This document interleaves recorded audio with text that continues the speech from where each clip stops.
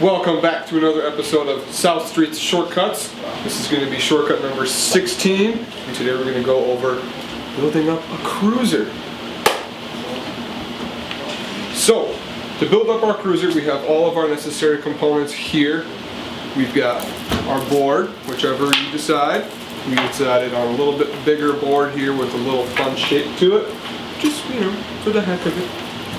And we've got are nice and soft, but not too big. These wheels in the 59mm, good size. We've got our Indy 149s, tried and true, best trucks on the market. Our risers, our hardware, and our bones, reds, bearings, top of all. So, as is with normal skateboards, we want to make sure that our truck width accompanies our board width. So because we have a wider board here at an 8.6, we have our wider truck, our Indy 149, to meet it in the middle, make sure everything is on par, that way everything feels the same, handles the same, all the geometries are functional, and all that good stuff. So, next step is where we get a little more in-depth. Now, cruiser boards use bigger wheels than normal skateboards. They use a bigger wheel to make it feel comfortable, to make it a cruiser. And with a larger wheel enters in the riser.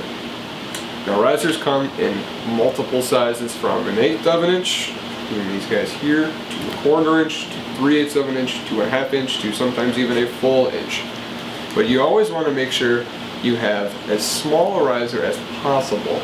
And you want to have as small a riser as possible to make sure that you're still able to maneuver the board like a skateboard. That way it can do a little bit of everything.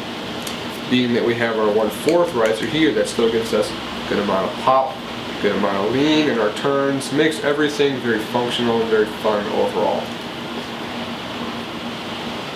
So last but not least, with our board being on our risers, thus making our ride head a little bit taller, we need to have taller hardware.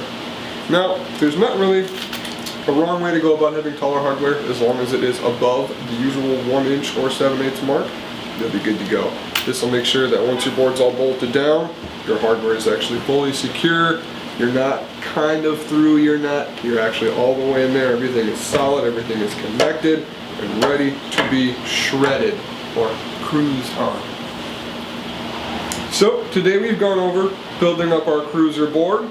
We went over wheel sizes in relation to riser sizes, in relation to hardware lengths, truck widths depending upon your board's width, and all that fun stuff. And at the end of the day, you can really make any board of any width into a cruiser as long as you get the right components to go along with it. So don't be afraid to mess around with old boards you may have or new boards you may have. Anything will really work once you get everything dialed in and all the bugs worked out. So once again, thank you for joining us on another episode of South Street Shortcuts. This is number 16, building up our cruiser boards.